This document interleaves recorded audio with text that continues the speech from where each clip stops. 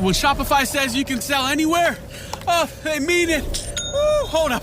Just got a new sale. Whoa, Shopify doesn't mind if you're at sea level or on top of the world. Whether you're selling carabiners or crop tops, start selling with Shopify today and join the platform simplifying commerce for millions of businesses worldwide. This is Possibility, powered by Shopify. Sign up for a free trial at shopify.com/offer22. Shopify.com/offer22.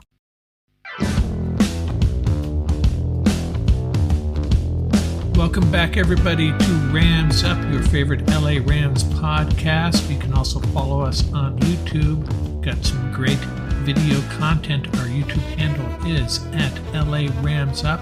You can follow us on Instagram as well. I'm your host, Mark. Let's get to it.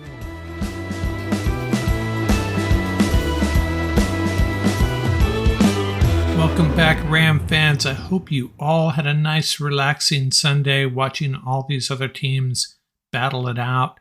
Some stressful games, some interesting results. We'll get to that in our loop around the league. But in summary, in the NFC, the Seahawks and the Giants' fortunes taking a turn for the worse, and the Lions pointing up, and actually every team in the NFC South except the Buccaneers, their arrows are pointing up. Carolina and Atlanta at 5-8, now just one game out of first place in a potential playoff spot, one game behind the 6-7 Bucs who got thrashed by the 49ers. We'll cover all those results in our loop around the league coming up a little bit later in this podcast. We also have some LA Rams roster talk. I will be taking my first dive into the 2023 NFL Draft and proposing who the Rams should select with their first pick. But first, let's take one last look back at that Ram-Raider game. One of my takeaways from that Ram game, does Baker Mayfield have a cannon of an arm or what? Some of his deep throws, very impressive. Haven't seen that since Stafford took a seat. Wolford and Perkins just don't have that in their bag of tricks. And how about Greg Gaines? The final Pro Football Focus grade on him, I think it was 87.3. And Jonah Williams getting 93% of the defensive snaps. Jonah Williams, maybe he's in the Rams' long-term plans with A'Shawn Robinson and Greg Gaines, both unrestricted free agents next year. I have a feeling we're going to see a lot more of Jonah Williams over these last 4 games. Bobby Brown, I'd like to see more of him too. He just had 12 snaps though. Daniel Hardy, 8 snaps. Ernest Brown, the 4th, I talked about him being activated, but he had just 2 snaps. And Kobe Durant, 62% of the snaps. No sign of Darion Kendrick. David Long was unavailable. Now with Troy Hill out, that's the primary reason we saw Durant, not Kendrick, I think. But still, no snaps for Kendrick. That's a little bit alarming. And he has not played well recently. Giving Durant another shot makes sense to me. Got to give these guys opportunities to show what they have, see if they can play at the NFL level. We need to find out before next year, right? Because David Long and Troy Hill are both free agents. And again, I'll be going through some roster talk later. The Rams have a lot of unrestricted free agents and a lot of tough decisions to make. The Rams' highest graded players on offense, Coleman Shelton, despite the penalty, Ben Skowronek and Tutu Atwell.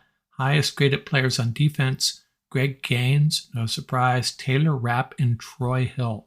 Interesting that 3 of those 6 players are guys that have been very unpopular with some Ram fans over the last year, namely Skowronek, Atwell, and Rapp.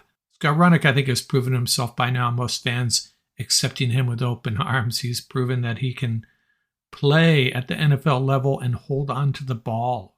Boy, did he ever. And Atwell, he can really add something special to this offense, and we're finally getting to see it. It's been a long wait. And Taylor Rapp, one of the most underappreciated Rams, whether it deserved or not, I'm not sure, but he graded out well in this game, that's for sure. And Liam Cohen, the Rams offensive coordinator, is he leaving or is he not? I think he is, but the Rams are kind of backtracking after Chris Mortensen announced that he was leaving.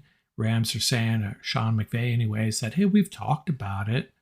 So a little bit strange, mixed messages we're receiving on that topic, but I think we can all come to the conclusion that Liam Cohen is moving on. And I don't think it's a great loss for the Rams. It's mostly McVay's show anyways on offense, but he'll bring in some talent. I'm sure whoever he brings in to replace him will be probably an improvement over Cohen, in my opinion. And hey, shout out to USC. Their 8th Heisman Trophy winner, Caleb Williams, well-deserved. USC now has more Heisman Trophy winners than any university. How about we talk about one of my favorite subjects again? Sorry, Mr. Jared Goff. I have been saying for quite some time that he is the most unfairly maligned quarterback perhaps in the history of the National Football League. The way he has been treated by fans and so-called experts alike is just so unfair. And I think a lot of it has to do with his look, his demeanor, his build. When Goff gets racked around in the pocket and makes a crappy pass, it just looks bad. He looks clumsy. He looks out of place. But the result is pretty much the same as when Josh Allen or Patrick Mahomes does it. It's just that Goff finds himself in those situations in the pocket more often than the Mahomeses and Allens of the world. And when he does, he just kind of looks bad. But if you accept Goff for what he is, a crisp thrower out of the pocket, needlepoint accuracy, and a great arm, Jared Goff's a pretty darn good quarterback. Before this weekend's games, he came in with a completion percentage of 64.9%, a tad behind Mahomes, 3,022 yards, 8th in the league, 7.5 average per attempt, that's 10th in the league, and that's something he's been criticized about before, dinking and dunking, especially last season. This year, 19 TDs, 7 interceptions, we'll add 3 as of Sunday. Very similar to Justin Herbert's and Kirk Cousins' statistics, by the way. He's been protected pretty well, only sacked 19 times, and that's a key thing about Goff. He's got to be protected. QBR, 6th in the league. That's right, 6th in the league. Then today against the Vikings, 330 yards and 3 TDs. He's now thrown for over 24,000 yards, 81st all-time. Now, I know that's not a great measure. A lot of mediocre quarterbacks throw for tons of yards, but at this young age, having thrown for over 24,000, that's a pretty good reflection of what kind of quarterback he is. Is Jared Goff an all-pro quarterback? Absolutely not. Could he have done what Baker Mayfield did Thursday night against the Raiders, driving his team 98 yards, extending plays, finding receivers while under extreme duress? Probably not. But if you have a decent offensive line and a handful of good receivers, I'll take Jared Goff any day of the week. Now, what Jared Goff has to prove is that he can do it in crunch time in big games. Haven't seen that yet. And again, he has to be protected. He's not a guy that's going to extend plays and break out of tackles and roll out and make amazing plays off schedule. No, that's not Jared Goff. But this Jared Goof narrative is just so annoying and so disrespectful to a guy that is actually a pretty darn good NFL quarterback. And finally, maybe everybody's starting to see what I've seen in Jared Goff all along.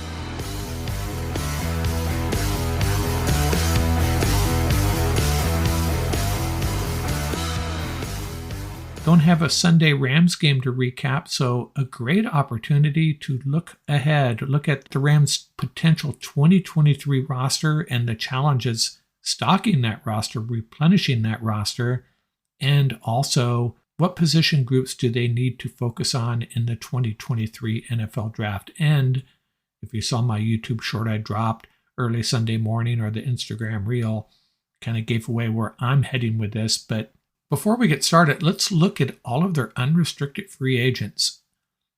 Taylor Rapp and Nick Scott, both safeties, unrestricted free agents. Now, a lot of Ram fans are probably eager to say goodbye to Taylor Rapp, but Nick Scott, that's a big loss. I'd like to bring them both back, but salary cap situation may prevent that. Where else are they going to get hit? Greg Gaines, one of their best defenders, an unrestricted free agent, as is Troy Hill. Baker Mayfield, who they just brought on, he's an unrestricted free agent.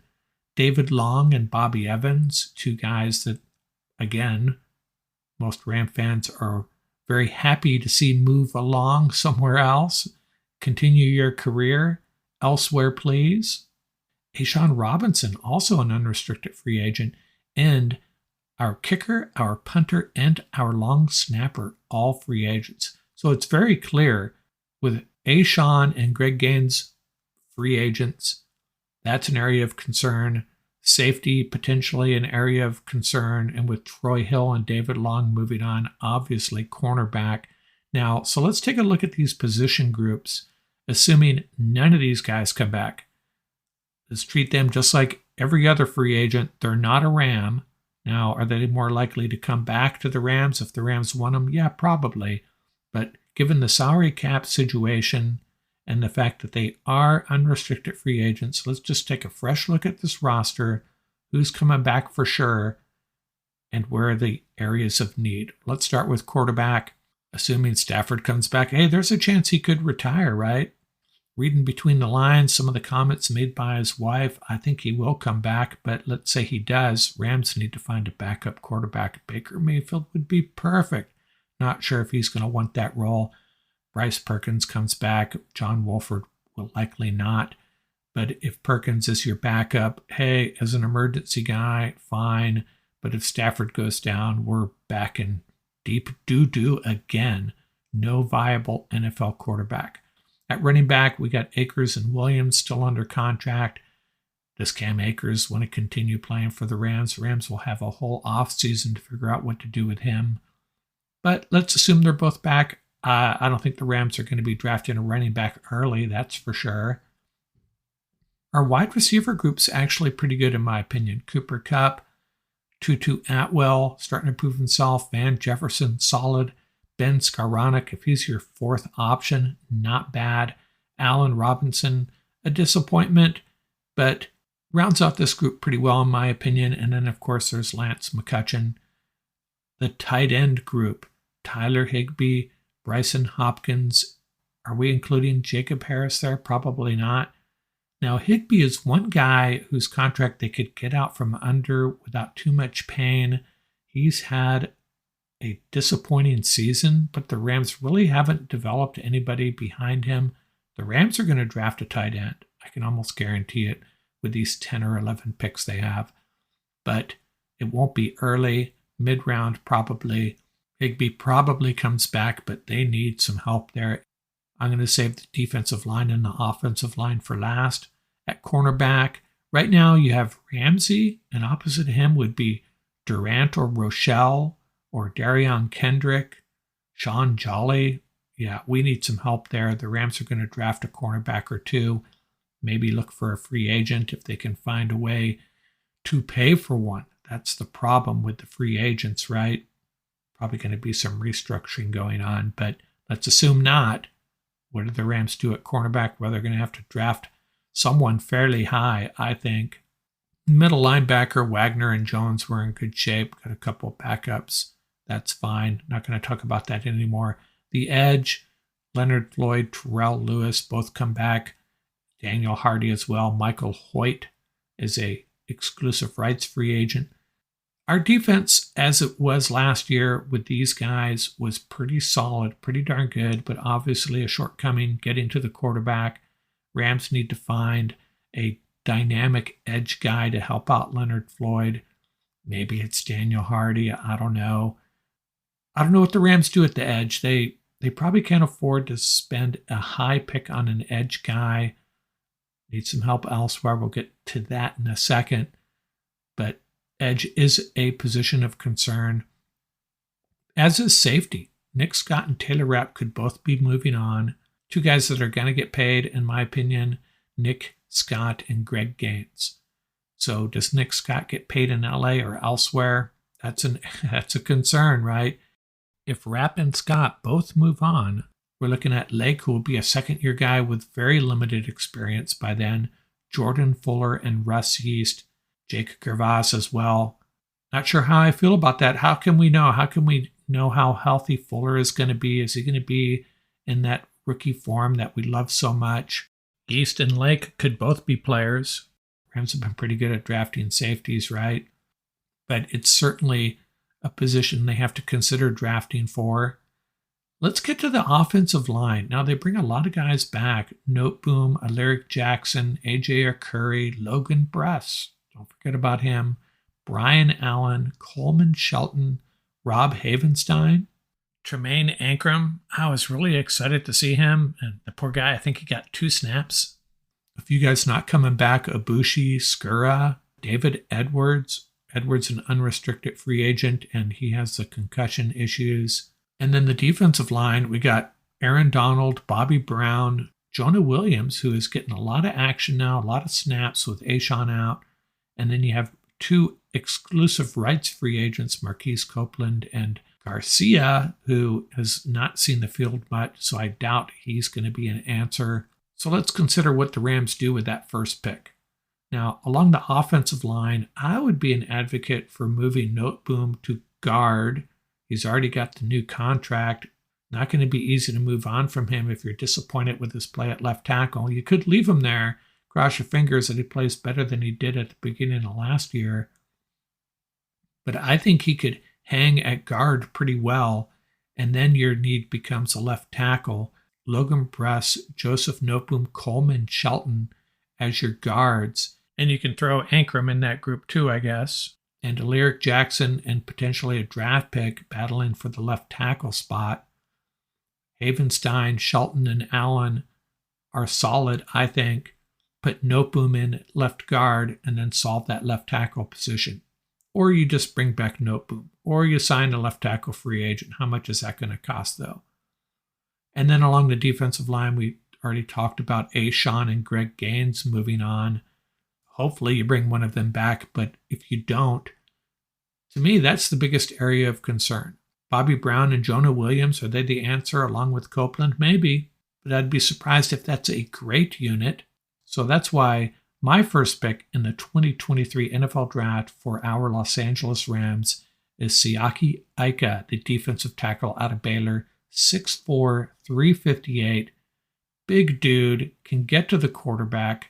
He'll be playing in the Senior Bowl, so we'll see how he does, how the Rams focus on that game when it comes to the draft.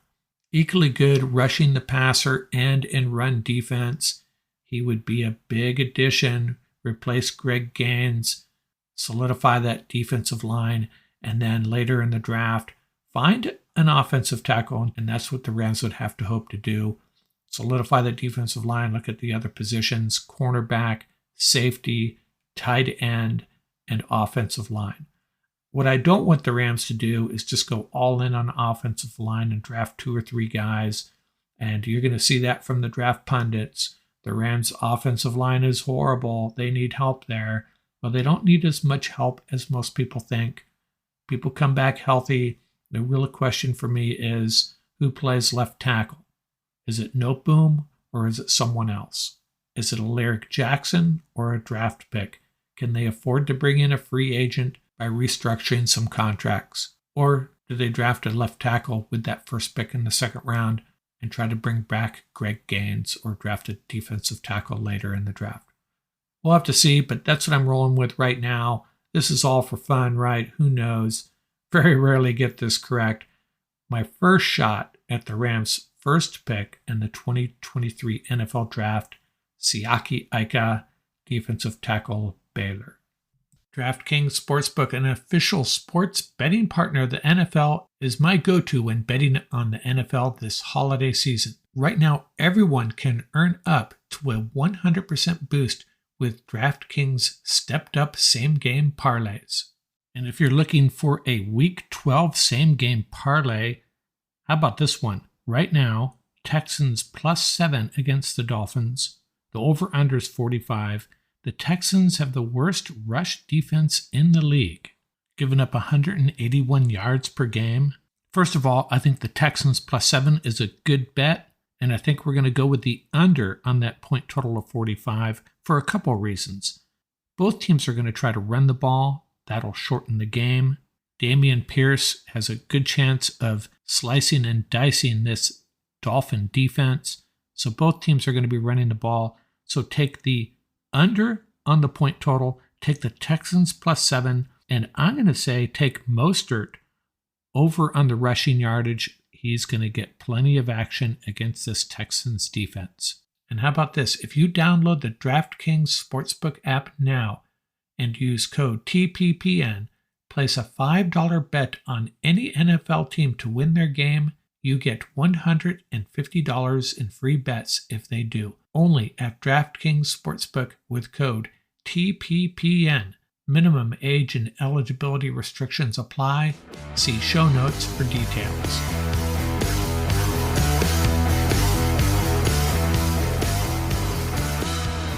Let's get into our Week 14 loop around the league. Hey, let's start with that Thursday night game. Rams 17, Raiders 16. We already went over that pretty in depth. Baker Mayfield driving the Rams 98 yards on their last possession, scoring the game winner with 9 seconds left. And I was listening to a NFL Rewind radio talk show. I think that's what it was called. And they talked about the Raiders controlling that game until the end. And I take issue with that. If there was a unit that controlled that game, it was the Rams defense. Shutting down the Raiders after that opening possession. Say what you want to say, that's what I saw. Sunday morning games, the Cowboys avert a disaster, coming back to beat the Texans 27-23. The Texans were leading 23-20. They had a 2nd and goal at the Dallas 5. They have a backup quarterback in, and their best running back, Dameon Pierce, is out of the game. Backup quarterback Jeff Driscoll hits Chris Moore in the flat, makes a nice move and a dash for the end zone, reaches out, and the refs call him down at the 1. Really weird angle they showed on TV, and the announcer saying, "Oh, great call. He's clearly short." I would have loved to seen that view from down the line. He might have gotten in my opinion. The Texans don't challenge it. Next play, Rex Burkhead loses 2 yards and they go for it on 4th down. And Driscoll keeps it. Might have been a broken play. Can't get in. Dallas takes over at the 2-yard line. And sure enough, as always happens in these situations, the Cowboys drive the field for the winning touchdown and escape with a 27-23 win. And here come the Bengals. Jamar Chase is back. They take care of the Browns 23-10. Joe Mixon rushes for 96 yards. And Jamar Chase 10 catches for 119 yards and a TD. Bills 20, Jets 12. There was no score in that game until 26 seconds left in the first half. Allen connecting with his tight end Dalton Knox from 24 yards out. So the Bills lead 7-0 at halftime. Jets tied it up, and then Allen rushes for a touchdown midway through the third quarter. Bills added a couple of field goals before giving up a safety late in the game on a blocked punt, and then the Jets added another field goal, 20-12 Bills. Ravens 16, Steelers 14. I saw a lot of people picking the Steelers in this, probably because Lamar Jackson was out. I went with the Ravens.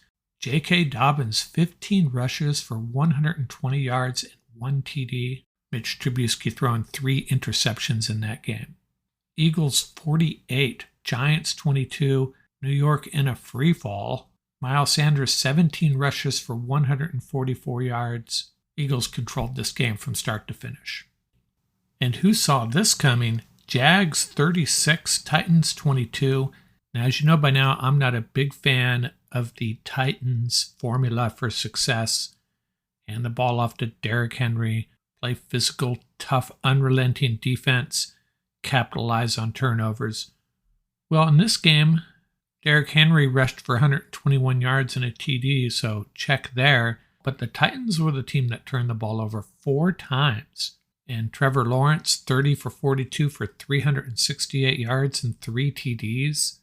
Tight end Evan Ingram, 11 catches for 162 yards and 2 TDs. Titans at 7-6 are probably going to win that division, but the Jags improved to 5-8, so they're still alive. And how about my second favorite team, the Detroit Lions? Jared Goff, 330 yards and 3 TDs. Throwing the deep ball too, had a touchdown pass to Jamison Williams for 41 yards. Another 48-yard touchdown pass to DJ Chark. Lions are still alive in this playoff hunt, 6-7. Vikings needed a win or a tie to clinch the NFC North, but at 10-3, they're going to have to wait another week. Big day for the Lions. They seem to be turning the corner. Just too bad they lost a couple games earlier in the season that they probably should have won. Justin Jefferson, 11 catches for 223 yards. That's a Vikings franchise record in a loss. I could go on a little bit more about this game, but I already had the Jared Goff segment earlier, so I'm going to leave it at that. In the afternoon games, the 49ers 35, the Buccaneers 7. Christian McCaffrey finding his groove for the 49ers, 14 carries for 119 yards and a TD. Also had 2 catches for 34 yards and a TD. Deebo Samuel carted off the field. It looked bad. I mean, he was crying on the cart as they took him off, and now they're saying it does not look serious. How many times have we seen this from Samuel where he's limping or getting helped off the field and you're thinking, oh, this looks really bad. And then, hey, just a sore ankle. I'm okay. As for the Buccaneers, I'm sorry, they're a fraud. 2 gift wins over the Rams and Saints. And if not for that, where would they be? Under 500 in first place in their division. Kind of a joke. And the Seahawks lose to the Panthers at home. 30-24. Seahawks are usually so tough at home. The Panthers' opening drive, they notch a field goal. The Seahawks' first play from scrimmage, Geno Smith throws an interception. The Panthers turn that into a touchdown. They had another first quarter score to go up 17-0. In the second quarter, the Seahawks get back into the game a little bit, 17-7.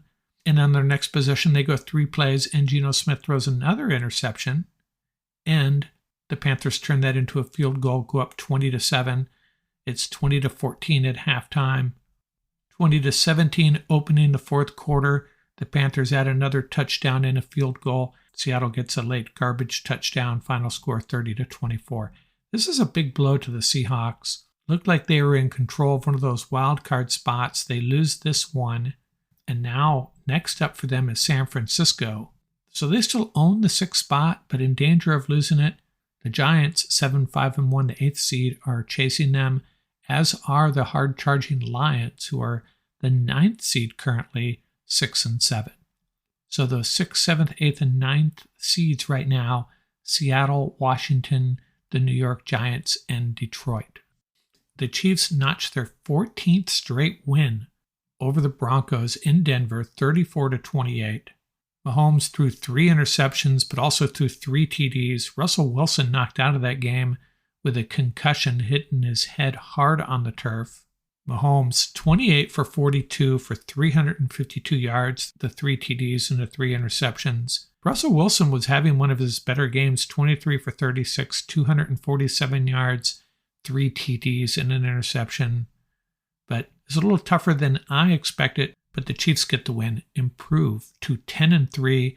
The Broncos fall to 3-10. And how about the Chargers? 23-17 Sunday night over the Dolphins. Their defense holds the Dolphins to 219 total yards, one of those coming on a 60-yard play to Tyreek Hill. Tyreek Hill scored both touchdowns on that 60-yard reception and scored the other when he scooped up a teammate's fumble and ran 57 yards for a touchdown. So other than that, lights out performance by the Chargers defense. Justin Herbert, 39 for 51, 367 yards and a TD. And right now, the Chargers are the 7th seed in the playoffs. Why don't we run down that seeding right now? In the AFC, it's the Bills, Chiefs, Ravens, and Titans, divisional leaders, and the 3 wild cards, the Bengals, Dolphins, and Chargers. And how about that? Right now, opening weekend playoff game, Chargers at the Chiefs. That would be fun. And in the NFC, the divisional leaders, the Eagles, Vikings, 49ers, and Buccaneers. The wild cards, the Cowboys, Commanders, and Giants. The Seahawks and Lions outside looking in right now. Next up for our podcast, a preview of that Ram-Packer game. That'll be either Thursday morning or Friday morning. Might slide it a day later. because it is a Monday night primetime game. That's going to do it for this episode. Remember, you can reach us at ramsuppodcast@gmail.com. Visit our website at ramsup.com. And don't forget about our YouTube channel. Our handle is at laramsup.com. Till next time, keep the horns up, stay safe, and have fun out there. Music courtesy of the YouTube audio library. Tracks featuring Bar Crawl by Track Tribe, Buckeye Bonzai by Vans in Japan, and Crimson Fly by Huma.